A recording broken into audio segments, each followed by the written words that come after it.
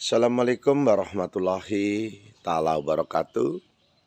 Pada saudaraku yang dimuliakan Allah, yang mana pada pagi hari ini kita ingin sengaja menyampaikan sesuatu kepada saudara-saudaraku tentang budidaya ikan. Jadi budidaya ikan ini saudaraku, yang terpenting pada saat ini adalah nawaitunya, keinginan kita. Apa yang menjadi keinginan kita supaya segala sesuatu yang kita angan-angankan atau kita mimpikan setelah itu menjadi kenyataan. Jadi kalau kita ini saudaraku jarang tidur tapi banyak mimpi saudaraku. Dan insya Allah manjada wajada, bersungguh-sungguhlah engkau maka akan mendapatkan ia. Jadi kolam ini saudaraku, ini di samping rumah ya saudaraku ya. Ini di samping rumah, kita tutup-tutup seperti ini. Kita bendung hanya menggunakan ala kadarnya saudaraku. Tidak mewah, ini hanya bata-bata tipis saja, hanya banyak permainan cat saudaraku. Tujuannya apa? Supaya menarik. Karena kalau kita ini di samping rumah tidak menarik, maka akan menimbulkan suatu kurang indah seperti itu saudaraku. Jadi kita mencari rezeki harus saudaraku, tapi terpenting juga adalah keindahan di sekitar kita. Jadi ini di sekitaran kita saudaraku. Itu rumah, di sana tuh ada musolanya saudaraku, walaupun kecil ya saudaraku ya. Jadi ini multifungsi saudaraku. Kenapa multifungsi saudaraku? Kadangkala di sini nih saudaraku dipelihara ikan yang kira-kira saat ini apa yang lagi viral ataupun lagi disukai. Misalnya di sini disukai ikan lele saudaraku. Maka dalam waktu seketika menjadi kolam lele. Di sini saudaraku. Waktu musim hajatan banyak permintaan. Kadang-kala satu orang aja sampai 3 kintal, 4 kintal. Pernah gurame itu saudaraku. Satu orang hajatan namanya Pak Seno itu yang punya usaha mobil, rental mobil, bis-bis besar itu yang diberi nama Senopati itu pernah minta gurame di sini hampir 1 ton saudaraku. Dan masih ada lagi lebihnya. Hanya kolam seperti ini aja saudaraku. Ini mampu melayani orang hajatan, orang yang tergolong kaya, mempunyai kendaraan, itu begitu banyaknya, minta di tempat kami. Nah, ini adalah pelatihan saudaraku BLK, Balai Latihan Kerja untuk anak-anak yatim piatu dan fakir miskin saudaraku. Kita latih dengan hal budidaya ikan seperti ini saudaraku. Juga ada pelatihan tentang kendaraan bermotor, baik roda 4 maupun roda 2 saudaraku. Juga komputer, elektronik juga kita ajari. Tapi ini kembali ke titik permasalahan tentang budidaya ikan gurame saudaraku yang ada di Setiabudi ikan saudaraku. Ini yang pertama adalah manjada wajada, bersungguh-sungguhlah engkau maka akan mendapatkan ia. Jadi saudara-saudaraku harus bersungguh-sungguh. Karena apa? Karena yang mau kita pelihara ini adalah ciptaan Allah, ciptaan Tuhan, ataupun ciptaan yang widiwase, yang berkeyakinan lain. Mohon maaf, lakum dinukum waliyatin, agamamu untukmu, agamaku untukku. Jadi yang perlu saya sampaikan di sini saudaraku, kita ini khususnya di Indonesia, daerah yang terdiri dari 2 musim saudaraku, tropis. Di 2 musim, mengalami sebuah 2 musim, yaitu musim hujan dengan musim kemarau. Jadi kita punya peluang untuk memelihara ikan ataupun tumbuh-tumbuhan begitu besarnya ataupun peluangnya begitu banyaknya. Karena orang Indonesia ini diibaratkan bagaikan ayam mati kelaparan di atas lumbung padi, saudaraku. Di bawah itu padi. Akan tetapi kita susah untuk mendapatkannya ataupun kita susah untuk makannya. Berarti yang keliru itu bukan penciptanya, tapi yang diciptakannya. Kita bayangkan kalau di luar negeri, saudaraku. Ada musim gugur dengan musim dingin, musim salju. Gak bisa apa-apa, saudaraku. Daun pada berguguran, suasana dingin sampai salju, harus pakai selimut tebal, harus pakai pemanas. Bahkan banyak barang-barang dari Indonesia ini yang dikirim ke luar negeri karena musim dingin. Contohnya walet, saudaraku. Walet ini di Indonesia harganya sampai 17 juta, saudaraku. 1 kilonya. Dibawa kemana? Ke luar negeri. Untuk daerah-daerah yang mengalami suatu daerah kutub, saudaraku, mengalami kedinginan. Jadi di Indonesia ini begitu banyak peluang apapun saudaraku, yang penting kita bersungguh-sungguh, bersungguh-sungguh. Jadi saya katakan di sini tidak perlu teori, yang penting langsung praktek saudaraku. Ikan apapun kalau ada airnya insya Allah akan menjadi hidup. Nggak usah lah dikasih probiotik ataupun dikasih air-air tambah-tambahan, mineral ataupun vitamin, nggak usah lah itu. Siapkan dulu airnya, air di dalam bak itu, endapkan setengah bulan ataupun seminggu. Jangan langsung ya saudaraku. Jangan langsung sumur seperti ini kita naikkan ke sini, terus kita masukkan ikan, jangan. Tidak perlu banyak ilmu saudaraku. Tidak perlu banyak ilmu. Nanti kalau banyak ilmu, saudaraku tidak melakukan apa-apa, justru menjadi sia-sia. Ya kegagalan semua saudaraku pasti dialami. Thomas Edison saudaraku, yang menciptakan listrik ataupun menciptakan lampu boklam, pertama keluar lampu boklam, ini mengalami sebuah ujian sampai 4.899 kali tes, tidak pernah berhasil, tapi dia tidak putus asa. Dan terus, dan alhamdulillah sekarang sudah bisa dipakai, sedangkan Thomas Edisonnya sendiri sudah wafat. Jadi begitu sulitnya mereka saudaraku, menciptakan sesuatu untuk kepentingan manusia. Jadi yang perlu saya sampaikan di Setia Budi Ikan ini, memang kita sulit dalam bidang ilmu tentang perikanan. Walaupun kita tidak bisa, tapi sedikit-sedikit kami bisa. Tapi tidak ahlinya ya saudaraku ya, tidak ahlinya. Tapi kami yakin. Dan tidak menggunakan probiotik, tidak menggunakan obat-obatan apa, kita lakukan dengan cara-cara manual. Cara-cara manual. Apa yang kita lakukan? Masih menggunakan ciptaan Allah. Contohnya daun ini saudaraku. Ini daun ini adalah daun tales saudaraku. Daun tales ini makanan si gurame. Seandainya kita tidak punya uang ataupun budget ataupun anggaran yang banyak, maka kita harus diberi akal untuk memberikan ikan supaya makan saudaraku. Kembali kepada saudaraku yang dimuliakan Allah. Nah ini, dia makan makanan tumbuh-tumbuhan. Ini pelet ini baru saya tabur saudaraku, karena untuk memancing daripada si ikan ini supaya keluar ke atas. Karena ikan gurame ini tergolong ikan yang malu saudaraku. Ada 1-2 patin saudaraku. Karena patin ini nanti akan makan kotoran si gurame. Kalau dikasih lele, guramenya terlalu diserang. Akhirnya dia lari sana lari sini, kecapean, makannya jadi lupa. Jadi kalau patin dicampurkan di gurame tapi tidak terlalu banyak, maka tidak mengganggu saudaraku. Tapi tidak terlalu mengganggu, yang penting jangan banyak. Nah, ini yang perlu saya sampaikan saudaraku. Ini langsung praktek saudaraku. Saya inginkan kepada Setia Budi Ikan, jangan banyak teori. Yang penting praktek. Jangan takut gagal. Jangan takut gagal. Lebih baik kita gagal daripada tidak melakukan sesuatu. Tidak melakukan sesuatu, maka kita menjadi sia-sia. Kalau gagal saudaraku, masih kita ada ilmunya. Bukan berarti gagal itu selamanya, itu adalah keberhasilan yang tertunda. Setelah itu saudaraku, si gurame ini tadi, kotorannya tidak mungkin habis saudaraku dimakan patin. Ini bukan bicara jorok kotoran kok dimakan terus kita makan, itu bukan seperti itu saudaraku.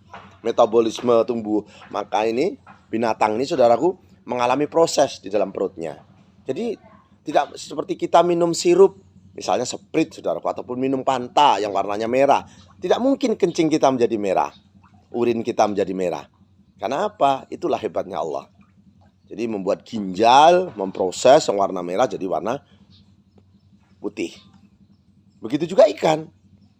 Makan kotoran si gurame, setelah itu tidak mungkin kotoran itu menjadi kotoran lagi.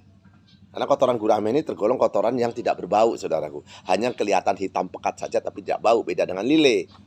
Karena dia makanannya termasuk makanan tumbuh-tumbuhan saudaraku. Ini banyak tumbuh-tumbuhan saudaraku. Jadi kalau saudara-saudara ini ingin memelihara ikan gurame dari kecil, oke lah saudaraku ya. Dari kecil dia termasuk pemakan ini saudaraku, binatang ataupun dia karnivora.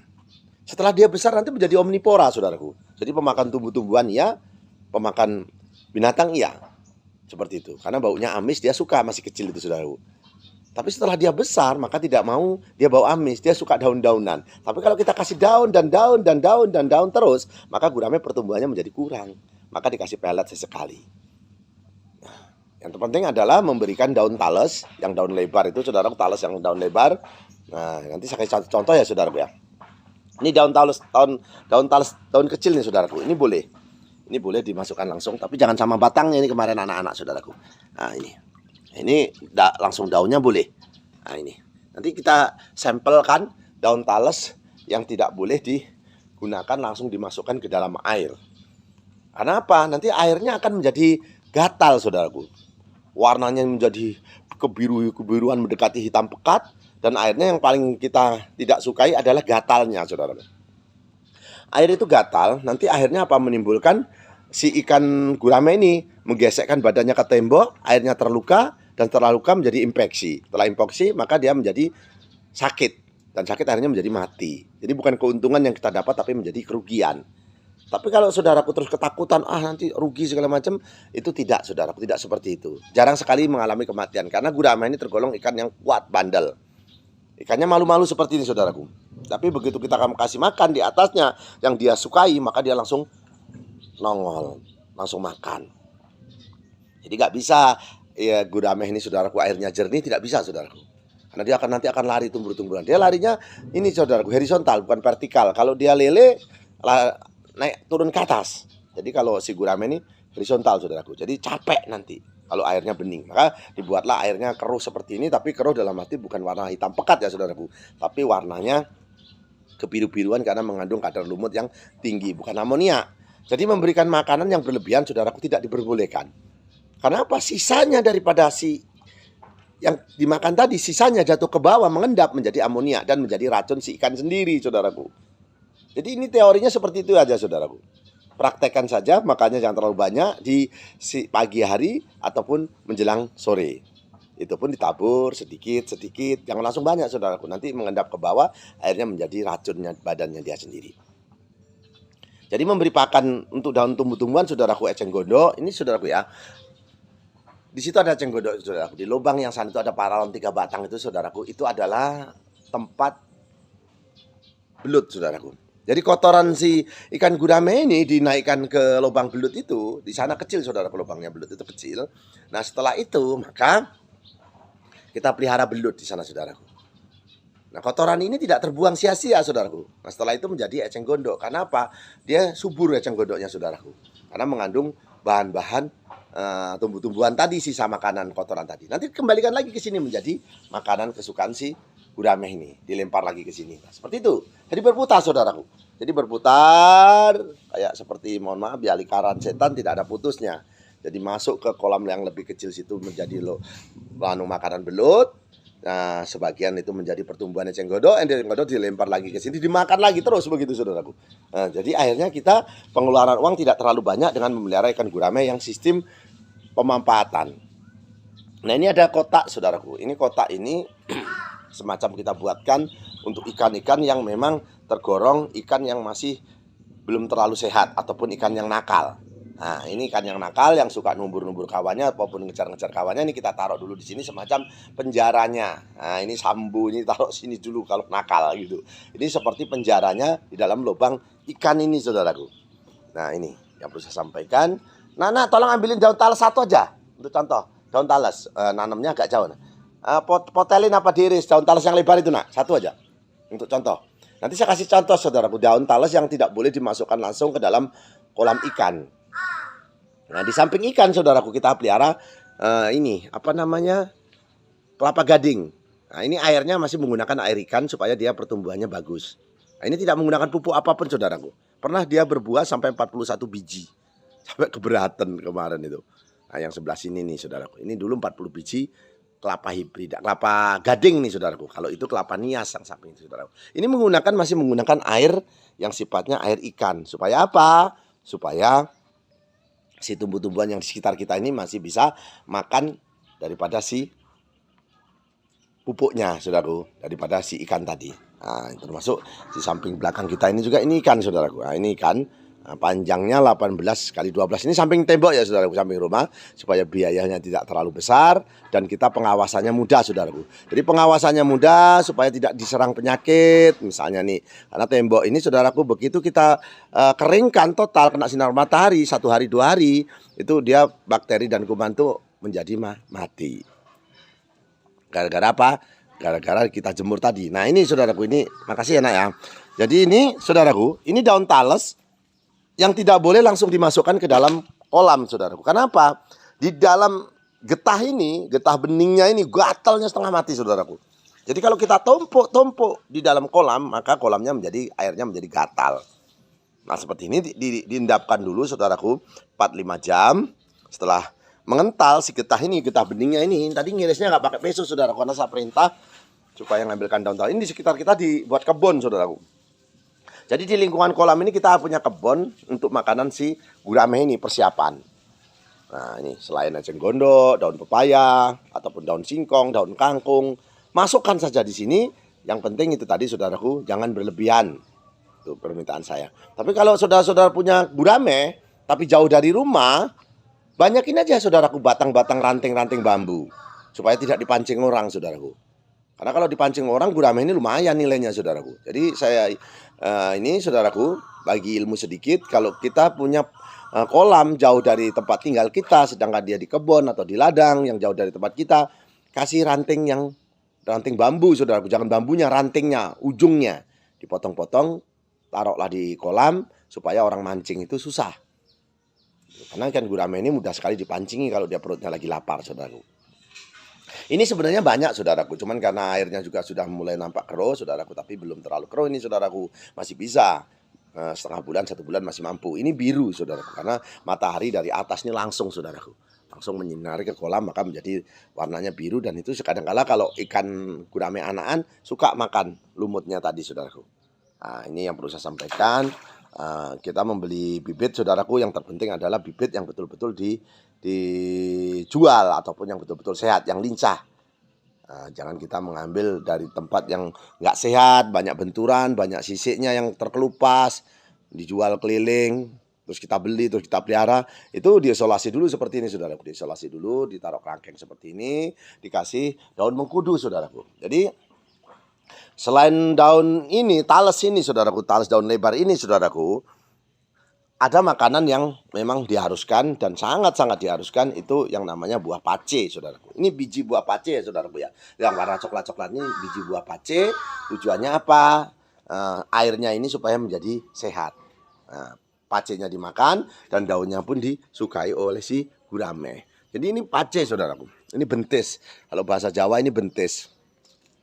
Pace ini saudaraku, ini kita tanam bukan untuk hiasan ataupun kita tanam asal saudaraku, tidak seperti itu. Jadi si pace ini kita tanam memang tujuannya untuk apa? Untuk obat, sekaligus daunnya ini juga untuk makanan si gurame. Jadi kalau memelihara gurame tidak punya pace, sama saja kita tidak punya dokternya ataupun tidak punya puskesmasnya. Jadi ini puskesmasnya. Dalam arti saya katakan puskesmas begini saudaraku, obatnya. Nah ini yang jatuh seperti ini saudaraku ya. Yang jatuh seperti ini kita masukkan di sini saudaraku, kita wenyet-wenyet di sini. Lalu kita masukkan ikan yang sakit. Nanti kalau kita masukkan ikan yang sakit, maka ikannya menjadi sehat ataupun sembuh kembali.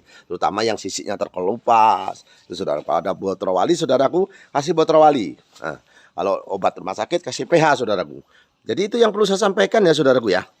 Jadi kita ini saudaraku ingin memberi pelajaran walaupun tidak banyak, insya Allah kami ada dan insya Allah bermanfaat ya saudaraku. Ini kelapa gading saudaraku, ini eceng gondok sisa makanan ikan supaya menjadi pupuk si kelapa gading yang seperti itu tadi saudaraku.